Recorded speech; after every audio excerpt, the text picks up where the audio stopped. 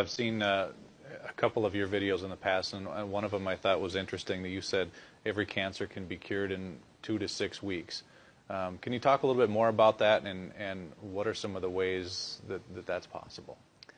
In my experience, every cancer can be cured in 2 to 16 weeks. Some cancers can be cured in minutes because every doctor in the world that's in office for 20 years or longer knows cases of spontaneous healing.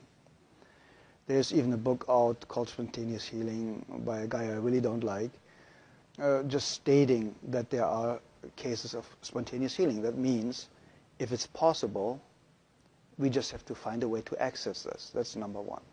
The second, you get rid of acidosis and toxemia. The second, the body gets alkaline and oxygen rich.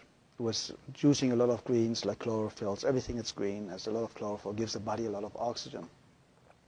Getting your body alkaline with good calcium, with good nutrition, with good trace supplements, trace minerals, will help to alkalize the body. So that means the second you are alkaline, the cancer already stops. It can take a couple of days, a couple of weeks, but it stops.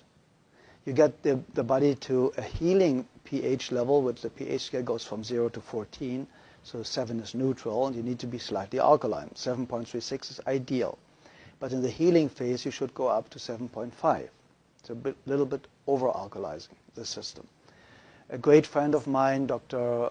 Martin in Germany, is using oxygen more step therapy, for example, where you take the blood out, get ionized oxygen, and you lead the blood back in. And you do this 12 times, and you have basically brand new blood like a newborn baby. So you already eliminated the lack of oxygen. You see the blood coming out looks like black. They put the oxygen in and it becomes pink. And it's like legal doping. You get it and you feel so energized and you're so vital. What my MDs in Europe use is vitamin C injections, intravenous vitamin C injections, 100 cc's a day, 3 times a week. That's what we used in certain cases more often. And very often, believe it or not, in my personal experience, the tumors or the cancerous growth was basically gone within a couple of days. And because vitamin C is so powerful and one of the greatest healers out there, you can fix nearly every heart problem, cardiovascular problem with vitamin C. They want to take it off the market. So it's going to become a prescription medication, and then it's synthetic and will not work anymore, like vitamin E. Vitamin E basically helps you to cure very easy and fast blood pressure problems in any way, shape, or form.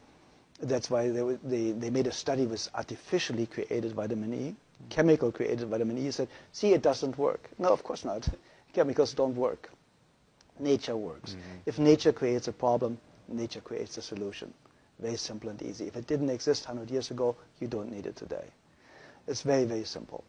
When you want to help somebody to educate themselves, to eliminate his or her own cancer really, really fast, I would basically start instantly with a vegan diet or with a raw food diet. My friend Paul Nissan is one of the greatest raw food chefs. He has fantastic books out there about raw food, so it's accessible for a couple of bucks how to do it. He has free videos all over his website. And I would go instantly on a raw food diet. I would go make sure, if I don't have a very rare kidney disease, to drink a gallon of water a day with half a teaspoon of sea salt in it a day, because we need salt for every body function. We need electricity. And this electricity can only be produced with enough salt, basically. So if you have a lack of salt, you have a blood pressure problem. See, and we're not supposed to have salt, though, too, especially if we have high blood pressure. That's what we're told. Okay, it's the opposite. The problem is they are talking about table salt. Very often, table salt is 1/3 glass, 1/3 sand, and 1/3 salt. So the glass or the sand is scratching the arteries, and they start to bleed. So now cholesterol goes there to stop it from, to make you survive, to stop it from bleeding, so that you don't bleed to death internally. So now they say the cholesterol all of a sudden is the cause of the high blood pressure because it narrows the bloodways. And that's completely absurd, because you die of not enough cholesterol. You do not die of too much. There are people with a cholesterol of 600, perfectly healthy, never been sick in their lifetime. So what do you do with a patient in a burn unit?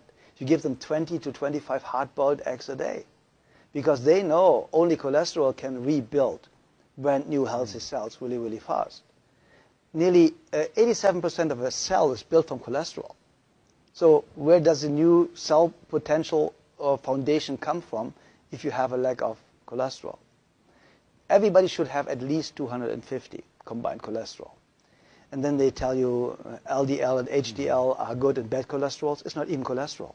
It's a protein that transports cholesterol. So they are too stupid to even narrow it down the right way. So if you look at the facts and if you look what they know and what they don't know, you know that Dr. Gary Null stated it, and a lot of other people, the medical profession, the medical doctor statistically has the shortest lifespan of 56 years of age, the highest abuse rate of alcohol and drugs, the highest suicide rate, only the psychiatrist is higher. And so you go to somebody that has the lowest lifespan, highest suicide rate, highest drug abuse rate, to ask them how to have a healthy, happy, long life. Yeah.